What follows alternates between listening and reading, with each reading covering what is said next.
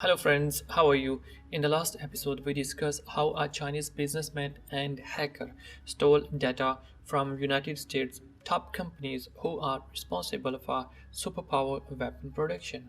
Today, we will talk about how United States cracked down those hackers and sent them to prison and how a Canadian couple suffered prison with wrong allegations. Please watch previous episodes if you want to know complete story. Subin wasn't just on the payroll of the Chinese military, he also sold this data on the dark web. Internet's dark web is just like a black market. However, the FBI finally discovered those Chinese hackers. The US security agencies intercepted 20 million daily phone calls and emails in 2001. All that data filtered through their scanners. Any suspicious word or conversation was their target. Whenever they heard a wrong word, they would form a team to investigate. But today, 5 billion searches are done on just Google alone. Over 300 billion emails are exchanged daily. This is 3.5 million emails per second. No agency can scan such a huge number of emails. That's impossible. So now agencies hire freelancers and hackers. They are only paid from secret funds when their information is valuable. So those hackers work on and only get paid when they provide valuable information. That's the way now. FBI Los Angeles office got a tip from an unknown source. This tip was about an email written in Chinese. It was a normal email, yet abnormal. It was written in code words. It was a secret message. A mistake exposed the hackers. They didn't change an attached file name. This file name was C17 Project Reconciliation Summary. FBI was alarmed. They tracked the system. First, they collected proofs, then, through a picture in an email, they discovered Sobin's identity. They also found out that two Chinese military officers were working with him. They found it out through a picture. FBI was informed that Subin was about to leave Canada.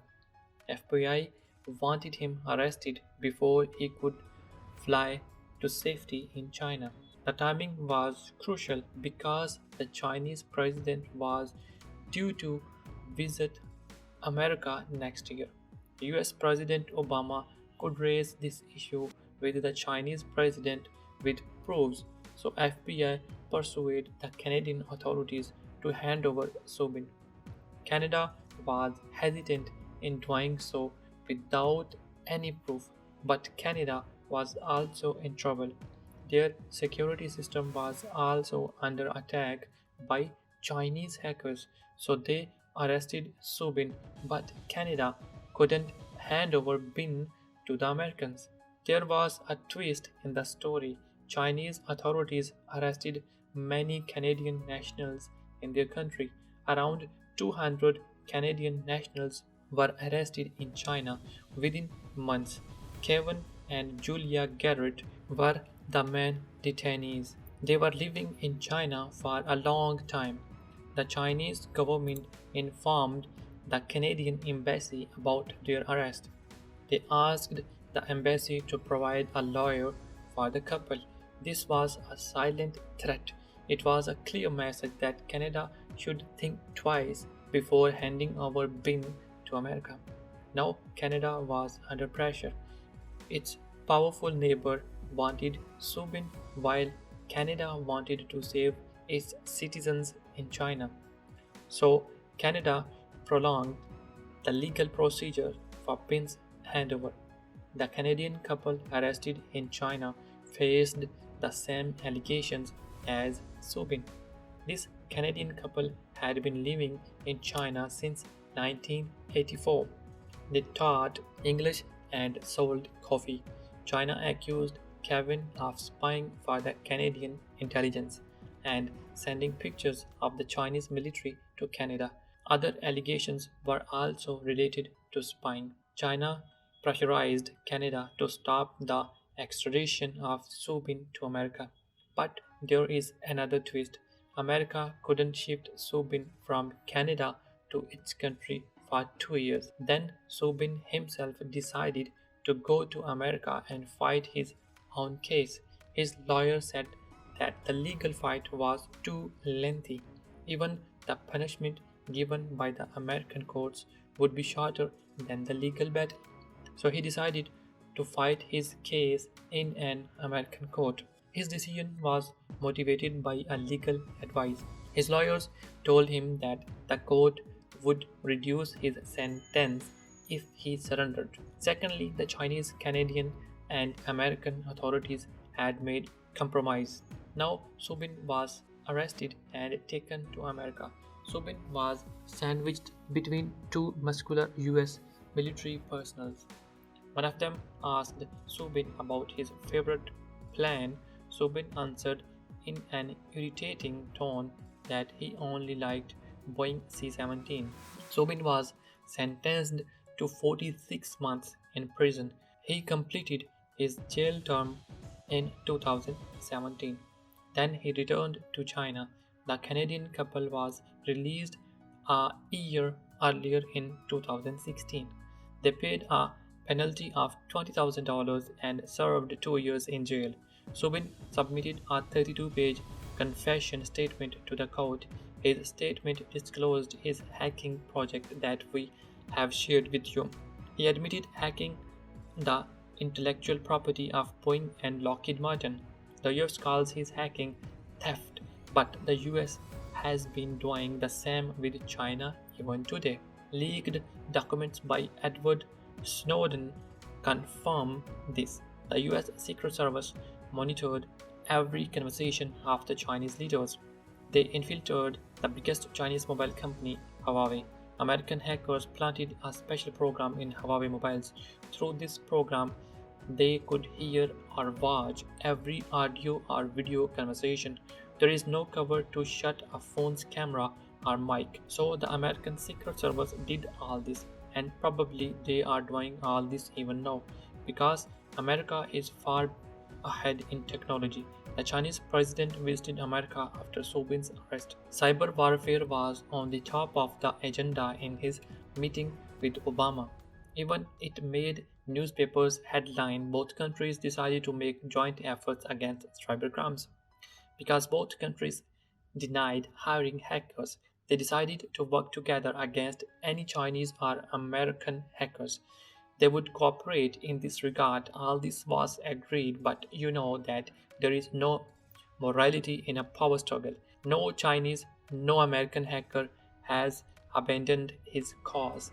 They have developed new methods. FBI says that at least hundreds of Chinese hackers are still operating. Most of them work privately.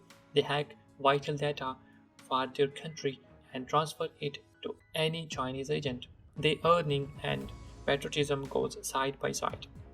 Now Chinese don't plant agents in America or Canada anymore. Now they only hack a vital computer and infiltrate the entire system through it. FBI says that they only have 10% data of Chinese infiltration. Subin's case is one such example. Chinese hackers are so numerous and shrewd that it's not easy to catch them. America is trying in vain to protect itself from those hackers. Chinese hackers discover this tracking in advance. They know that they are exposed, so they quickly withdraw and cover their tracks. Then they reappear with new networks and tactics.